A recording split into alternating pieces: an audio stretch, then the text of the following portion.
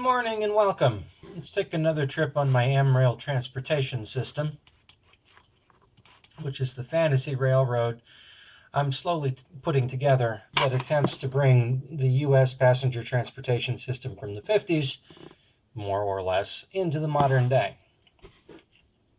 We're going to take a trip similar to the one that we took last time. Last time we took a trip from Kansas City to St. Louis via roughly the route of Amtrak's River Runner along the former Missouri Pacific line. Today we're going to take a trip from St. Louis to Kansas City. Now, where the previous trip was basically possible, albeit you can take that trip today, albeit not at the kinds of speeds that we looked at.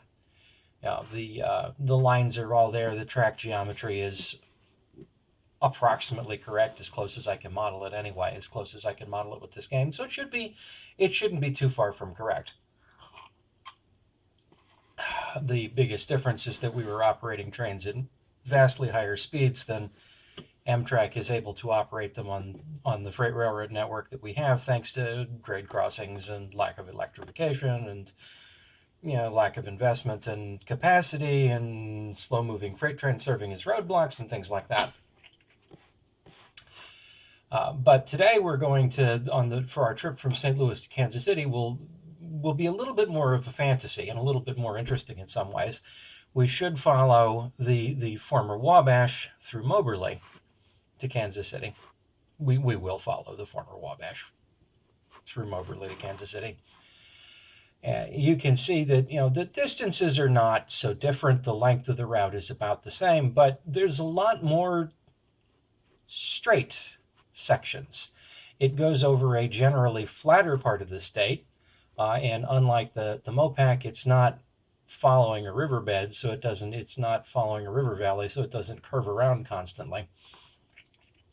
The Mopac hits some significant hilly patch around Sedalia, not terrible, but a little bit hilly, and following along the Missouri River and a bunch of little river valleys, it's pretty curvy. It's not a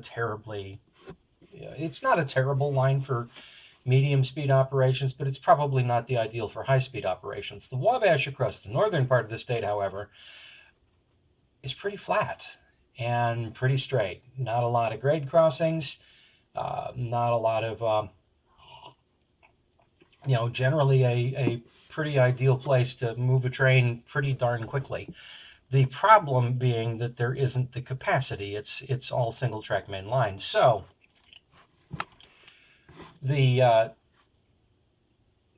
obviously, in order to change that, I've done a lot of double tracking in this game. It isn't so much single track in this game. We're actually going to I'm figuring on going to the Jayhawk Post Office in Lawrence, Kansas, past Kansas City, because then we get to change trains in Kansas City, and that's always fun. Even though I went to the competition, and I'm not a Kansas State, University of Kansas. I don't even remember who the Jayhawks are. One of those two schools, one of those Kansas schools. I went to the competition and not to them. Anyway, let's get the trains moving, get this trip on the road. What I'd like to do today, in part, is to show off the changes that I've made to my system and that NIMBY Rails 1.5 makes versus even 1.51 at this point. And so you can see we've, the Jayhawk trip got on the bus, and away we go up to Midtown.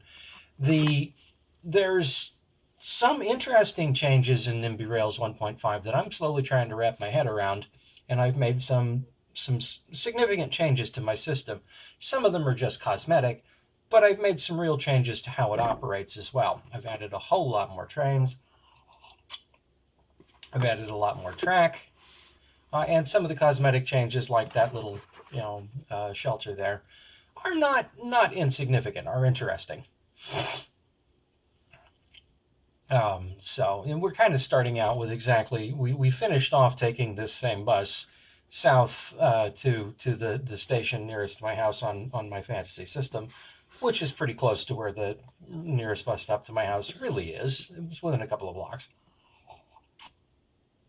It's within an easy walk of my house. It would be closer if this were more of a bus simulator and less of a train simulator. Anyway, this is our stop to catch the train to Union Station. We'll catch the and you can see our Jayhawk post office person right there. They'll presumably catch the next Blue Line train going to Union Station. There we go. Let's go ahead and turn off the train icons because we don't really need them. I'll turn off the train counters too. There's not a lot of need for them. They just interfere with the pretty graphics. So here we are at Union Station. We should find our Jayhawk person waiting for... let's find out what just came in and see if they got on that. It seems a little bit... They're probably not. I doubt that. Looks like it's the Moberly trip, maybe. The Moberly train. And we probably didn't... Okay, Jayhawk Post Office is waiting for the city of St. Louis, which isn't in yet. One of the biggest... Well, now you can see one of the significant changes I made was to make the train shed of Union Station translucent, so you can see the pretty trains coming and going underneath. I decided that I'd kind of really like to see that, even if they do the stupid reversal. The magic turn. That might very well be the city of St. Louis that just came in right there. Why, yes, it is. Okay, so odds are very good that I just got on that train. Yep, yes, I did. One of the changes that we can discuss is the platform visualization. It does the new version of NIMBY Rails does a fairly nice job of showing you you can kind of visualize the schedule a little bit better because it shows you platform utilization. You can see where you've got conflicts. It also allows you to assign alternate platforms. So if, for instance, you get another train coming in that wants to use this platform at the same time, it doesn't just have to sit waiting in a siding. It can pick any one of the alternate platforms available to it and use those instead, which allows for much better asset utilization in the station. That's one nice change. The other change is it's made scheduling considerably easier, so you can operate something like a scheduled railroad now by using padding, using time in stations primarily to pad your routes, so that even if you don't necessarily arrive at the next station exactly on time, you will depart closer to on time. And off we go to Moberly, Kansas City. Some of the changes I've made, all of this in reality is single track. It was double track at one time during passenger days. I've made it double track again because we're operating quite a lot of passenger traffic. But this is real, all of this is real railroad routes at least, and the lines are generally not far different from what you're seeing. Occasionally they're single track instead of double. I haven't really double tracked all that much yet, except right around stations. Another significant change that I've made is I've at stations, since the last time we talked, I've made many of my stations 4 tracks so that express trains like this have a way to more easily pass local and commuter trains that operate at slower speeds or make more frequent stops, which makes for better scheduling. The train you're seeing is strictly a hypothetical. It's loosely based on the Alstom-Lundstrom train sets that Amtrak uses for the Northeast Corridor, but instead of being electric, this is some kind of a hypothetical turbo-electric train. Not terribly realistic. I don't know that you could necessarily get the power to weight ratio to make this thing book at the kind of speeds that we're talking here, but it's kind of nice to be moving along the railroad at 200 miles an hour, which I think is really kind of what we need to be doing if we're going to have practical intercity transportation. So you can see now we're passing trains as we get through we're kind of in the suburbs of St. Louis, and it's going to stay double track. In reality, it's single track, but it's going to stay double track all the way out through the exurbs of St. Louis. We should be passing Warrenton and Wright City now, which will put us out past. This is an entirely new bypass. This line doesn't even exist. I simply bypassed a station at that point. Now we're back on track that actually exists. But that was my little fantasy bypass, which is one of the improvements that I've made. And this is we're almost past the commuter limits. That might have been Wentzville, where the bypass might be around Wentzville. That might have been Warrenton, Wright City, or maybe this is. Yeah, that's Warrenton, Wright City. Okay. So now we're finally slowly getting out of the suburbs of the St. Louis metropolitan area, which is why we're starting to slow down. It's still, I've kept the double track almost through to Centralia, which is a town in central Missouri where a branch line heads down to Columbia, because there's very, very frequent traffic on. I've got an enormous number of trains operating on most of this line, almost shuttle, almost like a bus system. The trains come so frequently, which really is almost how it would have to be if you were going to be accommodating. If you really want to get everybody out of their cars, this is probably what you need. I'm sort of forced to this because the game assumes that most people take the train. I think it was designed by the fellow that designed it, I believe, is from Spain. So there's kind of that European train first, car later attitude. And so the utilization rates in the game are much higher than they would be in reality in North America, I think, sadly.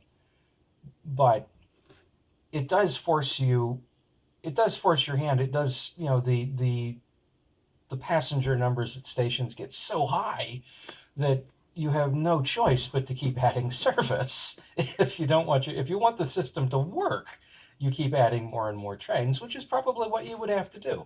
I've been on some European trains that were standing room only. In fact, a train between Peterborough and Edinburgh during festival season, 5-hour train, and I basically didn't have a seat the entire time. Stood in the aisle for 5 hours. That's the kind of utilization that's beyond what I would. We're passing through Mexico. This is a fantasy station. There are 2 stations there, but because it's a junction between the stations, they've both been out of service for a long time. Actually, one of them was demolished a couple of years ago.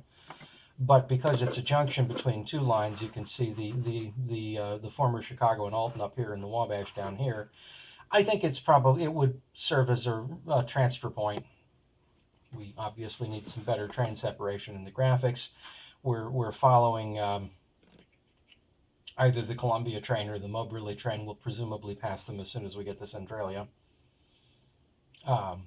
And here we are. We left our bus stop at about 6:30. Okay, we're coming into Centralia, and you see we just passed several trains, and heading now off to Moberly.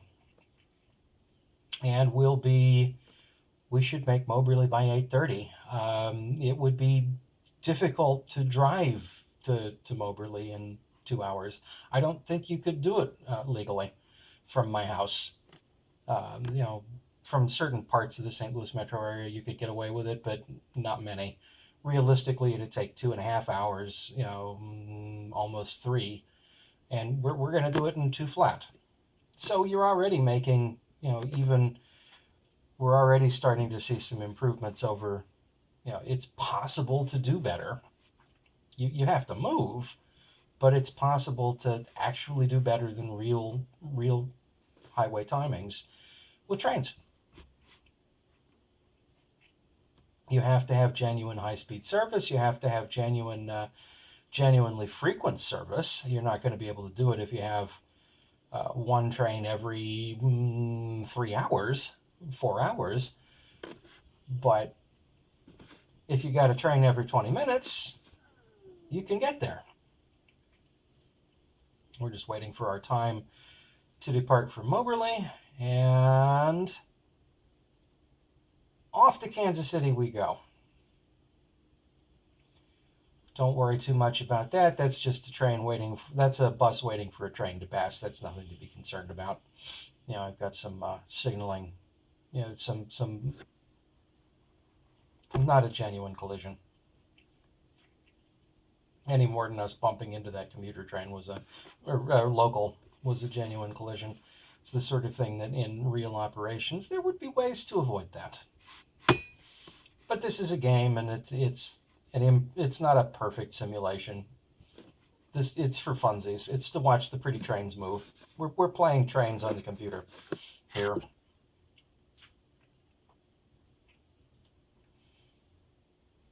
In the end, the line from the Wabash line from Moberly to Kansas City is more single track because there's not as much service. I haven't added as much service to this segment of the line. There's not as much demand out of Kansas City to get to Columbia, say, as there is out of St. Louis. There's more demand out of Columbia to go to St. Louis than there is out of Kansas to Kansas City. But even in the game, both in reality and in the game, so there's not as much need for the extremely high frequencies of service between Kansas City and Moberly, Kansas City and Centralia, that there is between St. Louis and Centralia. Ergo, there's not as much need to double track on this side. There's, the train frequency is half, probably. Maybe even less than half. It's probably about half. About half what it is on the other side of the line. There's not any commuter service on this side to compete with either. The Wabash is not particularly well. There's plenty of commuter service going into and out of Kansas City in my simulation, but not on this line. Where this line is very useful for commuter service in St. Louis, was in reality where the Wabash had commuter service. It never did in Kansas City because it comes into Kansas City by a fairly unpopulated route. Shortly here we're heading towards Carrollton, Missouri, where we will join up with the former AT&SF for an operation, a joint operation where the two lines parallel each other rather closely. Not quite as closely as the CNA and the Wabash into between Mexico and Centralia, but approaching that. And beginning in 1910 or so, the two railroads decided that, hey, let's use your tracks to go west, and let's use your tracks to go west and our tracks to go east. And so all of the westbound traffic is along the BNSF, and all of the eastbound traffic is along the NS. Historically, the westbounds were along the AT&SF track, which is the more northerly of the two, and the eastbound traffic is on the Wabash, which is what we're going to be doing here shortly. And so you get functionally a double track main line on the cheap. And it's nice and straight and fairly useful and actually fairly busy.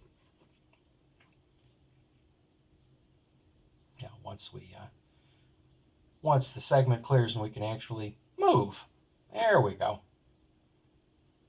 So there may be less traffic on this side, but there's still plenty of traffic. We're not quite to Carrollton yet, I guess. We should be getting close.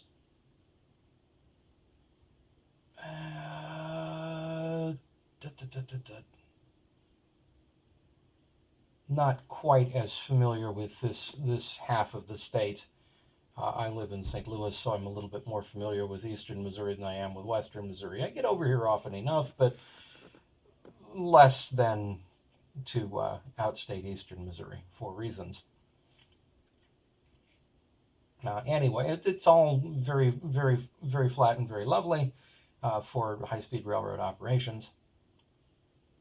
At this point, I think we're actually in the we are genuinely in a river valley here. This is the joint line, and so we've bopped over to the AT&SF main, what's now the BNSF main, and you can see the Wabash main to the south of us. So this is the Wabash and this is the AT&SF, or the Norfolk Southern if you prefer, since they bought the Wabash in the 60s, and the BNSF since they merged with AT&SF since BN merged with AT&SF in the 90s, I think, approximately. I should really remember that. I was around for that one.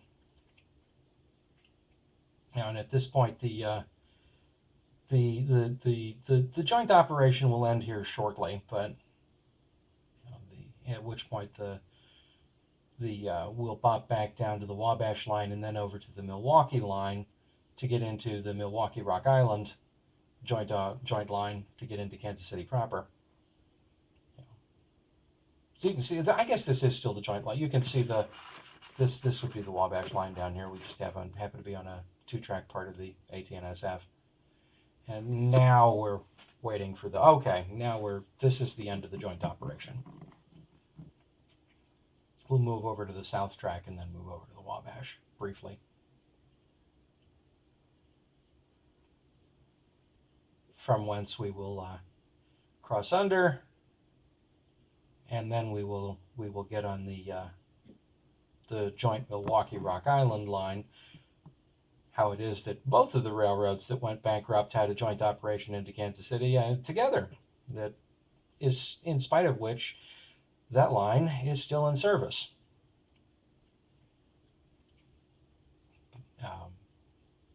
So.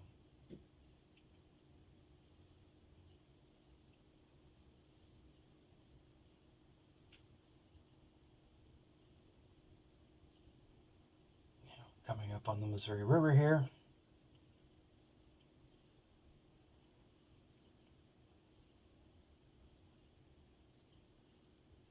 Well, maybe not. Maybe that wasn't the Missouri. I'm not sure. Thought it was.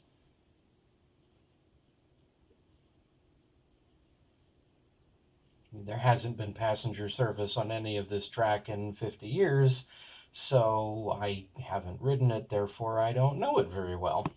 Go figure.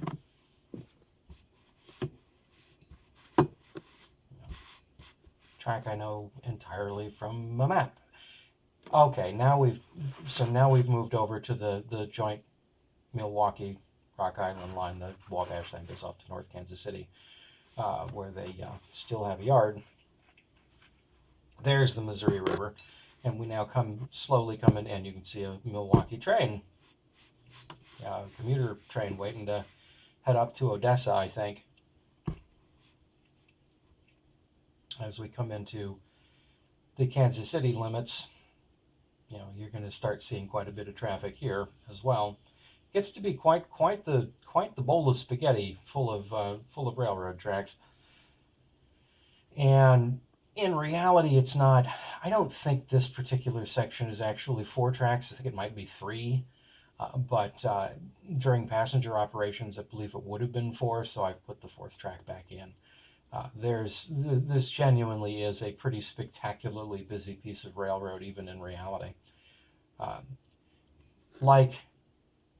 Much like St. Louis Union Station, Kansas City Union Station is basically no longer a railroad station. It's now a science museum, Science City, and I'm thinking that our Lawrence person, our Jayhawk trip, should be taking an AT&SF commuter train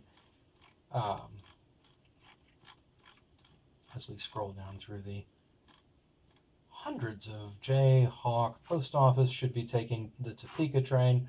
Okay, which yes is an AT&SF commuter train. So we can now pull up the platforms and see when that's supposed to arrive.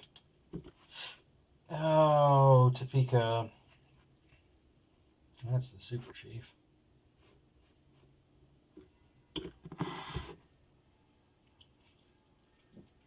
It should come in from the west.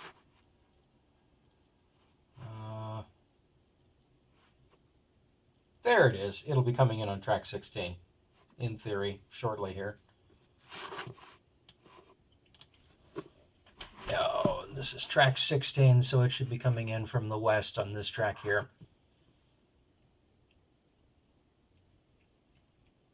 No. made some cosmetic improvements to Kansas City Union Station as well. I think this is a little bit closer to how the canopy actually, they had a bunch of bush sheds, which I think by the diesel era might indeed have had skylights between them. You know, the that Topeka train basically should have been here by now. It's probably running late.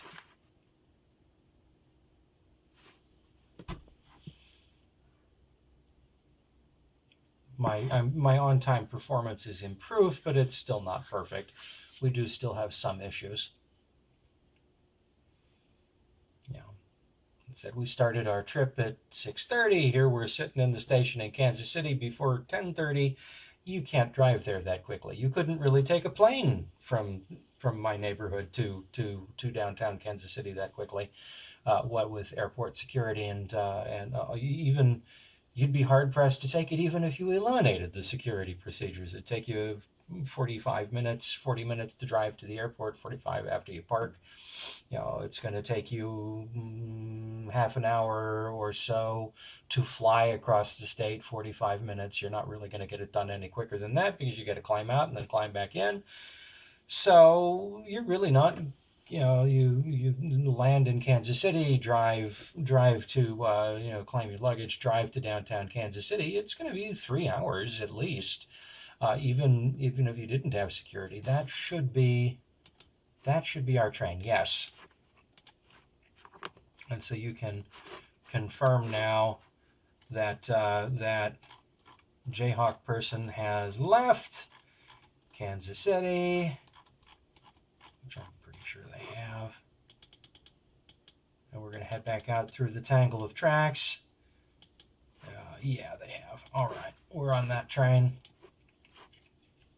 And take this to Lawrence.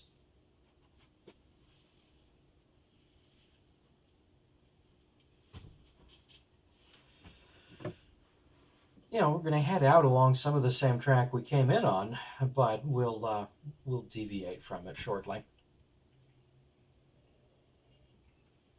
We're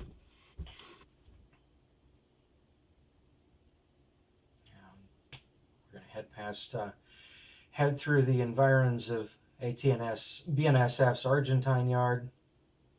Argentine Yard? I don't know precisely what the local pronunciation is. It's a fairly large yard operation, quite large, in fact, probably one of the largest in the United States. And it's a very busy classification yard on the BNSF. And this genuinely is some very, very busy multi-track. I don't think I added a single track in here. It really is that crazy. It's not. The tunnels are fantasy. That's just they're really just road overpasses. There really aren't any tunnels. And okay. This is the Argentine shops and yard. So we're now heading into the Argentine yard.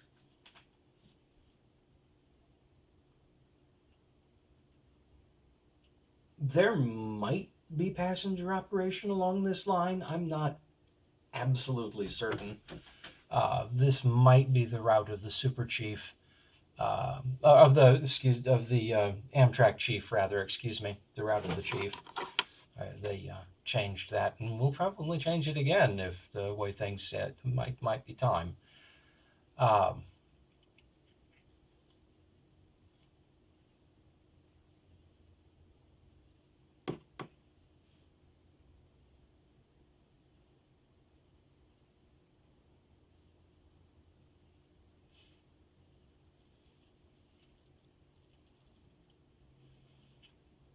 And so obviously I need to add a little bit more. Need to work on the scheduling on this side a little bit, as we really are running late.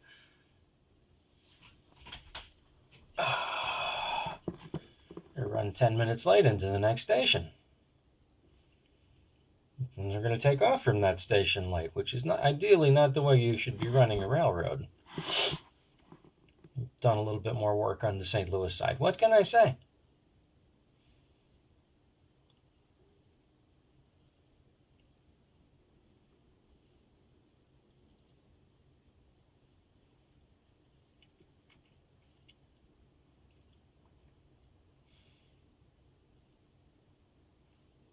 But I figured this is basically commuter operations between Kansas City and Lawrence is a college town for those unfamiliar with it. Perhaps an hour west of Kansas City, more or less, maybe not quite that. Uh, relatively large, relatively large public university there. A very good architecture program, a pretty good engineering program, I think. I forget exactly what all is there. As again, I went to the competition. They were one of our big rivals, as a matter of fact, which says I really ought to know who it is, but I don't follow the sports ball very much. Baseball only. I follow baseball a bit, but that's about the only thing I follow noticeably, and none of the college balls. So college sports rivalries that date back to the Civil War. I mean, I can tell you they're there, but I can't tell you that much more about them than I can tell you how they're. I don't know how they work as a sports rivalry, just as a piece of history. Okay, here's Lawrence, and that, interestingly enough, this actually is, I believe, in service as a genuine, as the genuine article, as a real station. And we should see our Jayhawk post office person waiting for the Lawrence 4 bus. Okay, so we can go over to the platform side again, see the schedule, get an idea of when the Lawrence 4 bus ought to be coming in. We just missed one a little bit ago. There should be another one coming in at 11:14. Which is it's a nice feature that you can use this to help build a better schedule. And to have an idea of how the simulated people, the meeples I like to call them because they remind me, the icon that they use for passengers reminds me of a pawn out of a game. I don't think that's the Lawrence 4. That should be, that's not the 4, that's the 5. Still waiting for the 4. So that'll be coming shortly. This has nothing to do with the actual bus system in Lawrence. I don't know if they even have one. They should, but I wouldn't guarantee that they do.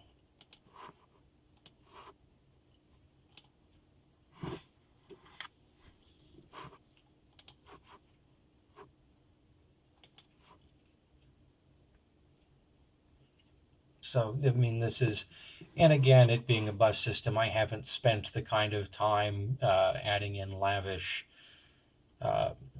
strictly graphic, I haven't prettied it up in the way that I could. I don't think we're getting off there. I think we're getting off at J. You passed J. Nope. No Jayhawk.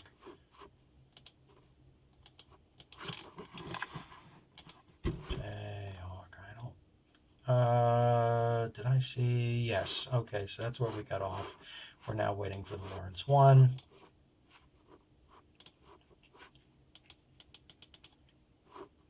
Oh, Lawrence 1 which should be coming along shortly. 11:30. 5 hours into our trip and getting pretty close to the end of it. I would say that's not bad for, making a, whoops, come on. Making a trip a state and a half away, halfway across Kansas.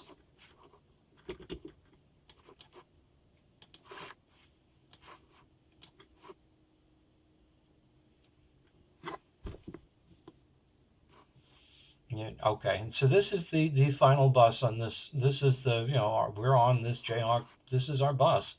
This is it.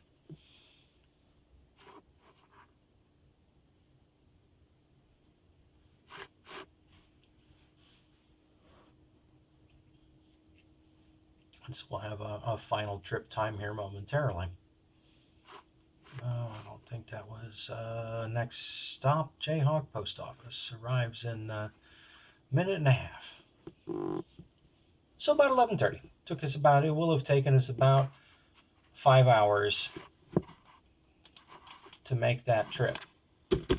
which all told, given the amount of distance that we've crossed, and not quite, I mean, okay, it's not halfway across Kansas, the Kansas-Colorado border is around here somewhere or others. It's a tiny fraction of the way across Kansas, but it's a 4.5, 5 hour drive from St. Louis to Kansas City alone. Just driving it directly at highway speeds. You're not going to make the drive from my house to. You couldn't drive that quickly, if you were in your own personal vehicle. I think we have successfully beat the crap out of the drive time. So that's a little bit of what we're doing with this system. It's a fantasy, to be sure, but it's the sort of thing that I'd like to think might be possible if you had some significant, if we dumped the kind of money into trains that we dump into interstate highways, this is what we would have.